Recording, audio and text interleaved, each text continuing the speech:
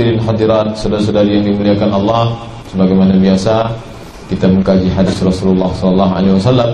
Malam ini hadis yang akan kita kaji disebutkan dalam kitab Sahih Al-Bukhari, diriwayatkan dari Abdullah. Dalam hadis tersebut disebutkan hanya Abdullah, padahal nama sahabat Nabi yang Abdullah itu banyak sekali.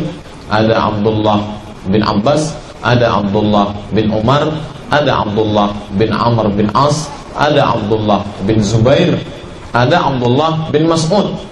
Oleh sebab itu kalau disebut dalam Sahih Bukhari Abdullah, maka yang dimaksudnya Abdullah situ Abdullah bin Mas'ud. Tapi kalau dia mau maksudkan Abdullah bin Abbas, maka disebut Ibnu Abbas. Ibnu Abbas, Ibnu Umar, Ibnu Amr bin As, itu maksudnya Abdullah bin Abbas, Abdullah bin Umar, Abdullah bin Amr bin As, Abdullah bin Zubair. Tapi disebut dalam kitab itu Abdullah. Abdullah yang mana yang dia maksud? Maksudnya adalah Abdullah bin Mas'ud radhiyallahu anhu. Berkata Abdullah ibnu Mas'ud radhiyallahu anhu, qala Abdullah bin Mas'ud, dia berkata, apa kata dia? La'anallah, Allah melaknat. Dia tak sebutkan 1, 2, 3, 4, 5, tidak. Tapi kalau kita hitung ada 5 yang dilaknat oleh Allah Subhanahu wa ta'ala. La'anallah, Allah melaknat. Yang pertama, al-washimat. Allah melaknat al-washimat. Apa itu al-washimat? Diambil dari kata al-washmu. Washmu itu diambil jarum lalu dilobangi kulit sampai mengeluarkan darah, kemudian diisikan bubuk yang bernama al-kuhlu. Kuhlu itu selalu dipakai untuk mata, celak. Masukkan ke dalam, maka dia pun berubah mengering menjadi warna hitam, yang kita mengenalnya dengan bahasa Inggris tattoo. Jadi al-washimat adalah perempuan yang membuat tattoo. Allah Ta'ala melaknat perempuan yang membuat tattoo. Menurut Imam Nawawi rahimahullah, orang Arab dulu selalu membuat di 3 tempat. Pertama, di atas tangan, yang kedua di pergelangan, yang ketiga di bibir atau di bawah. Jadi kalau ibu atau bapak nanti pergi haji, nampak orang Arab Badui ada titik-titik hitam di bawah bibirnya, itu orang Badui primitif yang masih mengamalkan itu. Bayangkan, sudah 14 abad sejak zaman Nabi Muhammad SAW, tapi masih ada yang membuat itu. Kapan itu terjadi? Pada masa Arab Jahiliyah. Itu dilarang oleh Nabi SAW. La'anallah, Allah melaknat. Yang pertama al-washimat, perempuan yang membuat tato dengan cara melobangi kulit, kemudian diisikan bubuk al-kuhlu yang biasa dibuat untuk celak mata, maka kemudian dia pun mengering, membentuklah bentuk gambar burung atau hanya titik-titik atau bintang atau apa saja. Apa maknanya itu pada masa jahiliyah dulu? Itu merupakan simbol. Ada dijadikan itu sebagai simbol ritual penghormatan kepada dewa-dewa, ada pula itu dijadikan sebagai hiasan, ada pula itu dijadikan sebagai tanda. Jadi macam-macam. Nanti kalau ada kesempatan bapak dan ibu pergi ke Mesir, kemudian melihat orang yang dibalik tapak tangan di bawah ada salib, itu orang Kristen Ortodok Koptik Mesir. Setiap lahir anak itu ditato di bawah tangan. Jadi dia sebagai simbol, tidak menunjukkan ritual ibadah, tapi simbol. Mengapa anak kecil itu dipasang tato? Karena mereka kaum minoritas. Di Mesir jumlahnya hanya 6%. Jadi untuk mempertahankan statusnya, supaya ketika dia lahir itu dia sudah dicap sebagai seorang penganut agama tertentu sampai mati. Diharapkan kalau dia mau masuk Islam, dia pikir-pikir, ini tangan saya sudah ditato duluan, saya sudah dikasih cap stempel duluan, maka dia akan berpegang kepada keyakinan itu. Keyakinan ditanamkan dalam hati dan ditempelkan di tangan. Nabi Muhammad SAW itu diajarkan bahwa yang dilaknat oleh Allah Subhanahu wa taala adalah al-washiman, orang yang membuat tato. Jadi kalau pada zaman Nabi, bentuk yang mereka buat hanya pada 3 pada sisi tubuh, bagian atas, kemudian bagian pergelangan tangan, kemudian di bibir atau di bawah. Maka pada zaman saat sekarang ini kita bisa tengok orang lebih dari masyarakat jahiliyah. Jahiliyah hanya 3 tempat saja.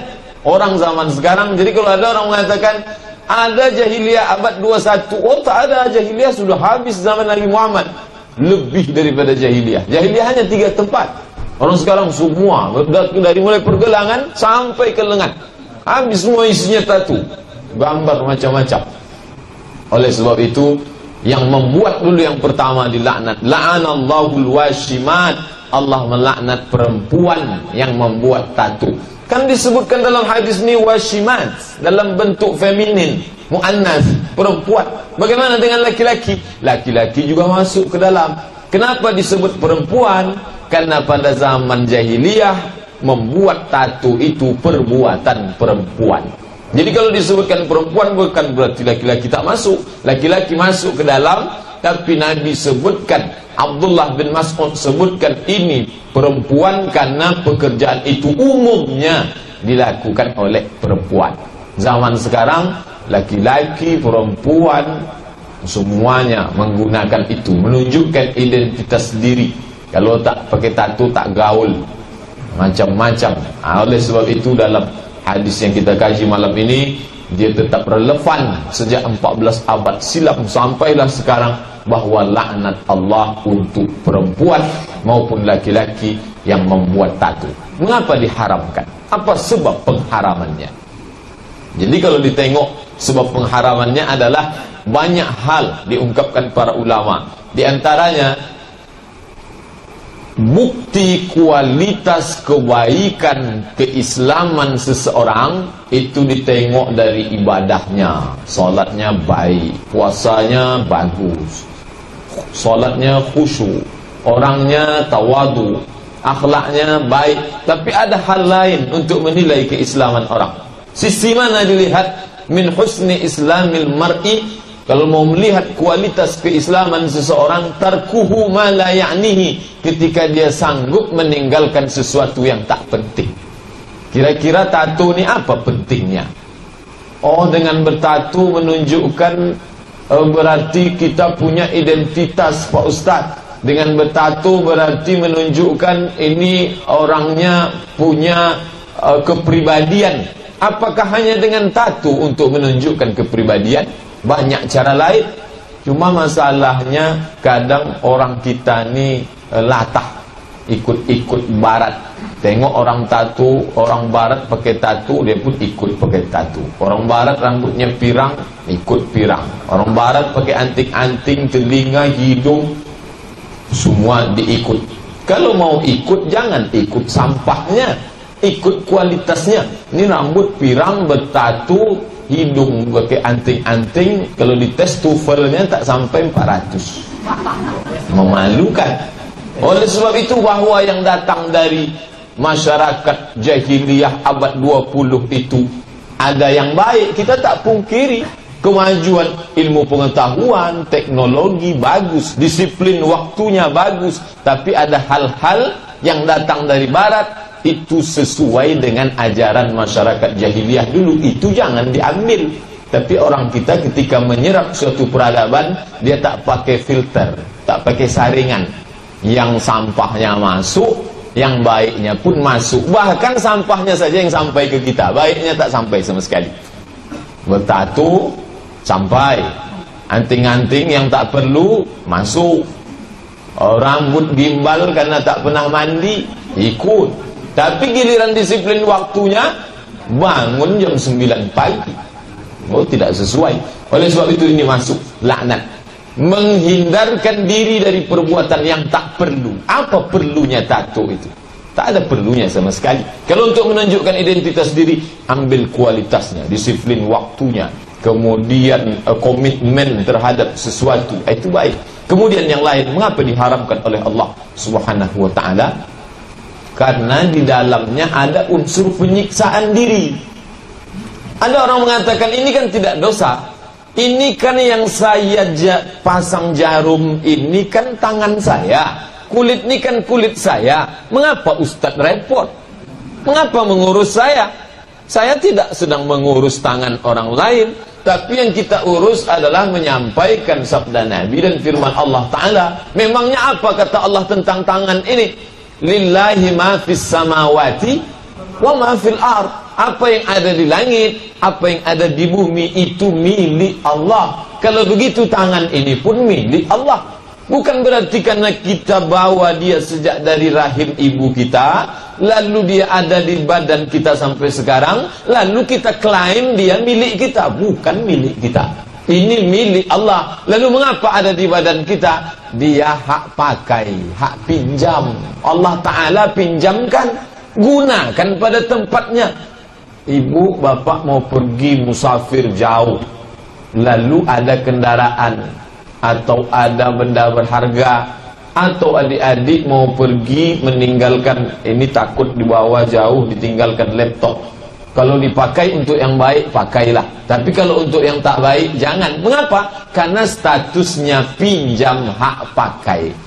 Ini badan ini bukan milik kita, milik Allah. Kalau kita pakai untuk yang baik, malam ni alhamdulillah kita pakai kaki ni untuk datang ke majlis ilmu, salat berjamaah, mengkaji hadis Rasulullah. Alhamdulillah. Telinga ni dipinjamkan Allah, kita pakai untuk mendengarkan yang baik. Alhamdulillah. Tapi kalau kita gunakan dia kepada sesuatu yang tidak diridai Allah, maka sesungguhnya kita sedang memakai sesuatu yang tidak pada tempatnya, masuk kategori orang zalim.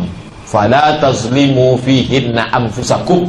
Jangan kamu zalimi diri kamu pada bulan-bulan itu, bulan-bulan haram. Menunjukkan untuk menghormati kemuliaan bulan haram, tidak menzalimi diri sendiri dan orang lain.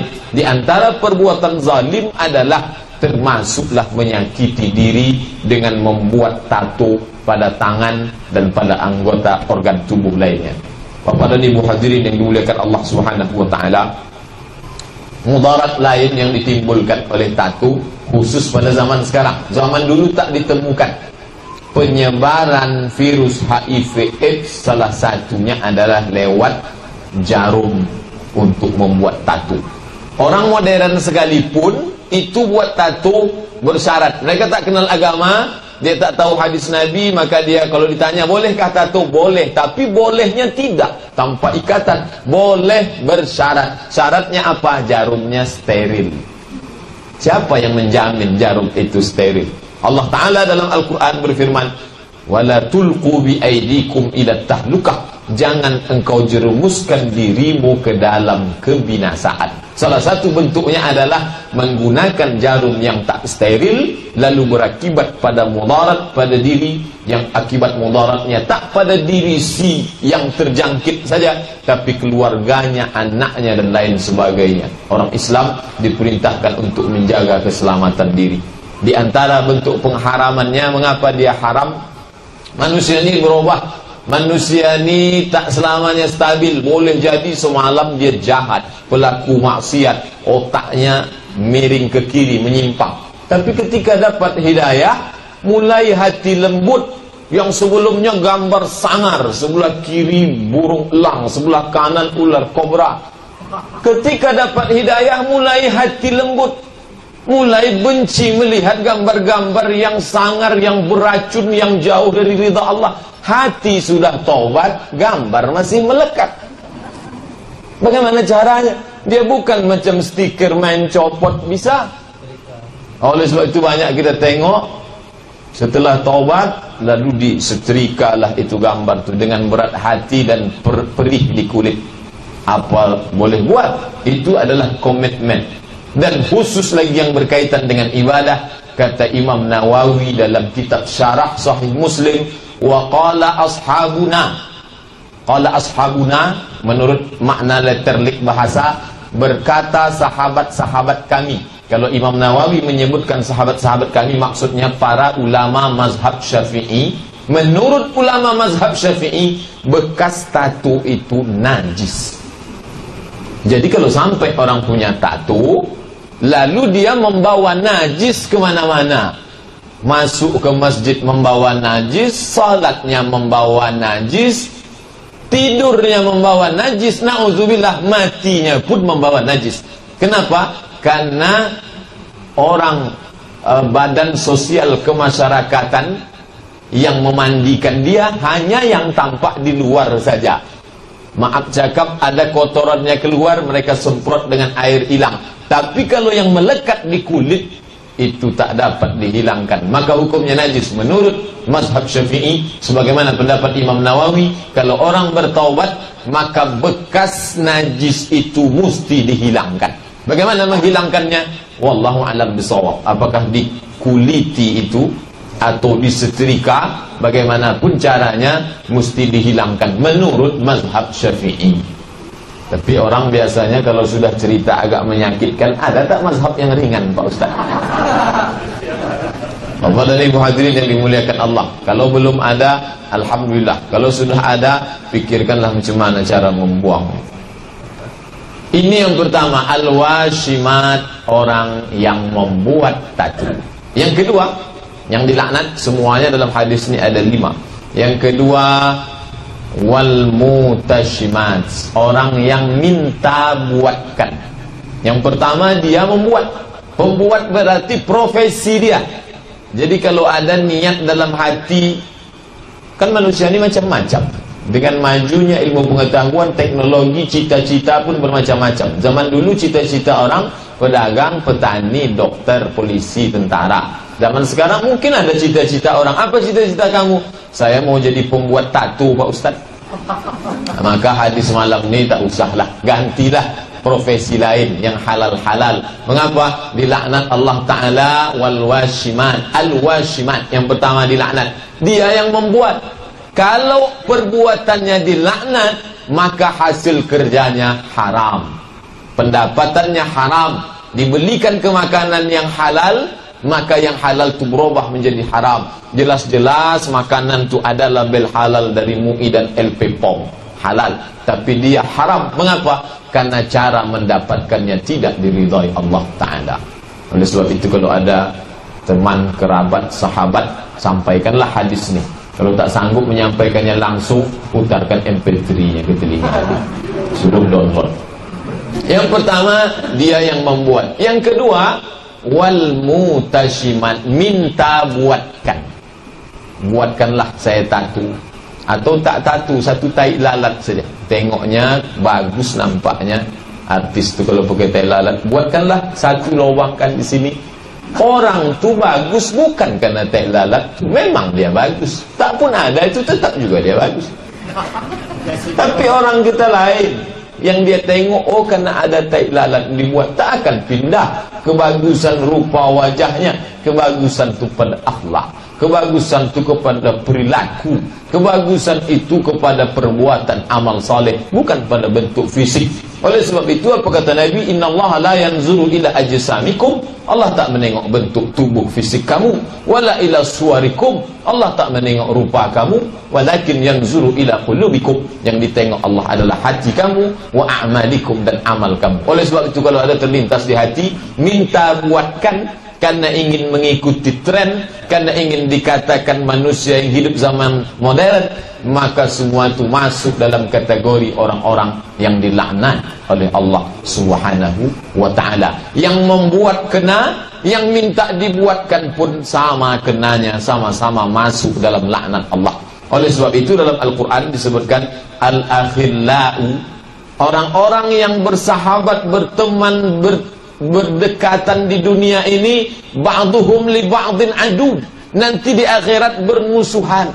Mengapa bermusuhan? Saling menyalahkan ketika dihadapkan di hadapan Allah. Ini dua orang saling menyalahkan. Gara-gara kamulah saya punya tattoo.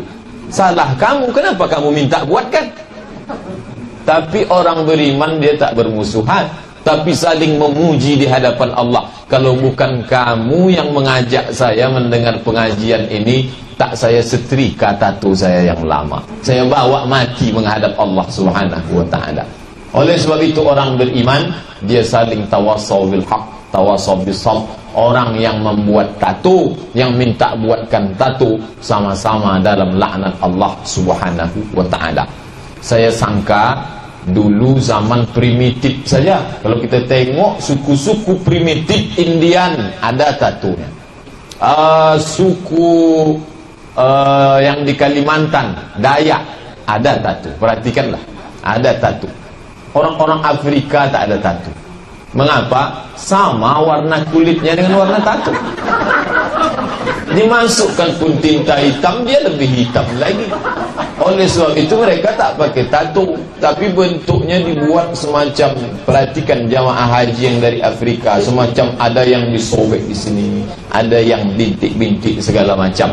Tapi tato tak ada. Tapi umumnya suku primitif itu ada tato, menunjukkan identitas diri dan lain sebagainya. Kalau tak mau masuk dalam laknat Allah, ini apa? Mengapa kita kaji malam ni Pak Ustaz? Kan tak ada kita ni yang pakai tato dan lain sebagainya. Memang betul, tapi kita punya keluarga, kita punya tetangga, kita punya kerabat. Kalau tidak ada di tengah kita, bukan berarti dia tidak ada. Dia ada. Maka kewajiban kita untuk mengkaji, menyampaikan hadis-hadis sunnah Nabi Sallallahu Alaihi Wasallam. Itu yang kedua. Yang ketiga, wal mutanammisat. Tanammisat artinya orang, perempuan yang mencabut